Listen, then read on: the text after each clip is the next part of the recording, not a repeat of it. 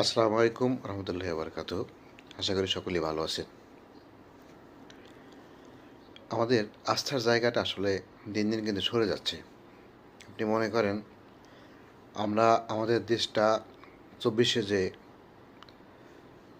অভ্যুত্থানটা হয়েছে, এটার মূল উদ্দেশ্য ছিল দেশের মানুষ শান্তিতে থাকবে, নিরাপদে থাকবে, ইনসাফ এবং ন্যায় নীতি ভিত্তিক একটি সমাজ ব্যবস্থা চালু হবে, যেটা মূলত বহির্বিশ্বে আছে। আপনি বহির্বিশ্বের যদি অমুসলিম রাষ্ট্রগুলোতেও যান, সেখানে কিন্তু দেখবেন যে ইনসাফ ভিত্তিক কিন্তু তারা পরিচালনা করে। তাদের সততা, তাদের আদর্শ, তাদের ন্যায়নিষ্ঠা সব কিছুই কিন্তু আলাদা।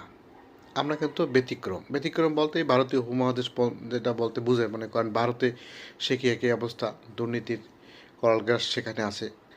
ঠিক তারা চাচ্ছে যে বাংলাদেশটাও সেইভাবে থাকুক। কিন্তু বাংলাদেশের মানুষ কিন্তু আসলে চেঞ্জ চাচ্ছিল। আপনি দেখেন এখনও কিন্তু চাঁদা দিতে হচ্ছে। আপনি নীরবভাবে একটু ঠান্ডা মাথায় তাদের কাছে জিজ্ঞেস করেন যে আসলে ভাই আপনার চাঁদা কত দিতে হয়, বিভিন্ন প্রতিষ্ঠানে গিয়ে দেখুন তারা কিন্তু বলে ফেলবে যে আগে যা দিতাম তার চেয়ে কম না, বেশি দিতে হয়। এক, আপনি যদি একটা পাসপোর্ট করতে যান, সেখানে কি আপনার চাঁদা বন্ধ হয়েছে? বন্ধ হয়নি। আপনি একটি ট্রেড লাইসেন্স করতে যান, ব্যবসায়িক মানুষ ট্রেড লাইসেন্স করবেন, সেখানে বন্ধ হয়েছে? বন্ধ হয়নি।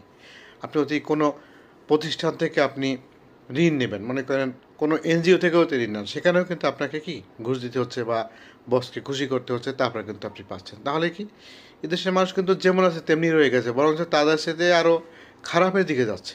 তাহলে আসলে আমরা কিন্তু এই বাংলাদেশটাকে ওন করছিলাম না। আমি আমার এই ব্যক্তিগত ইউটিউব চ্যানেল থেকে আসলে বলতে চাই যে আসলে আমরা যে বাংলাদেশটা চেয়েছিলাম, সেই বাংলাদেশটা কিন্তু এই বাংলাদেশ না। ন্যায় ভিত্তিক একটি সমাজ ব্যবস্থা, যেই সমাজ ব্যবস্থায় মূলত সবার সম অধিকার থাকবে। আল্লাহ রাসুলের যুগে আপনি ভালো করে তাকান না, তার সমাজ ব্যবস্থাটা কেমন ছিল। একজন অমুসলিম সেও যে সুযোগ সুবিধা ভোগ করতেছিল, একজন মুসলিম কিন্তু সেও সে একই সুযোগ সুবিধা ভোগ করছিল।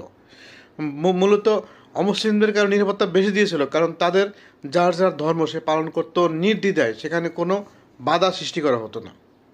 কিন্তু আমরা মুসলিমের কিছু সুযোগ সুবিধা নেওয়ার জন্য মূলত আমরা ভাগ করে ফেলি আমাদেরকে, যে যারা অমুসলিম তারা অন্যভাবেই করবে, তাদেরকে আমরা করতে দেবো না বা করতে দেওয়ার প্রতিরোধ করতে চাই, বা যারা মুসলিম আছে শুধু তারাই করবে। ব্যাপারটা কিন্তু এরকমের না, সবার জন্য সমান।